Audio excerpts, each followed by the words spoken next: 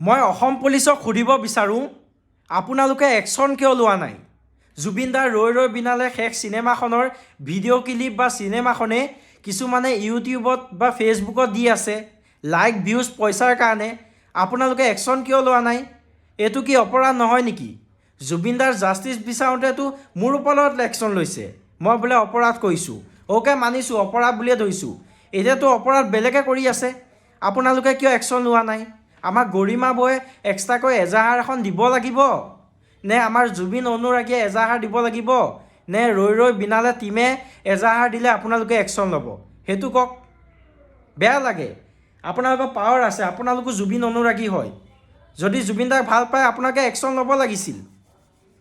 এনে অসম পুলিচক আমাৰ ৰাইজে ভাল নাপায়, কিন্তু এনেকুৱা ধৰণৰ পদক্ষেপ যদি লয় ৰাইজৰ চকু অলপ হ'লেও ভাল হ'ব পাৰিলে হয়। সময় পাওঁতেও আপোনালোকে একো কৰা নাই, বেয়া লাগিছে। এইটো আপোনালোকৰ দায়িত্ব আছিল, এইটো আমাৰ দায়িত্ব নহয়, এইটো আপোনালোকৰ দায়িত্ব। আৰু আপোনালোকৰ দায়িত্ব আপোনালোকে পালন কৰা নাই, এইটো সঁচা কথা।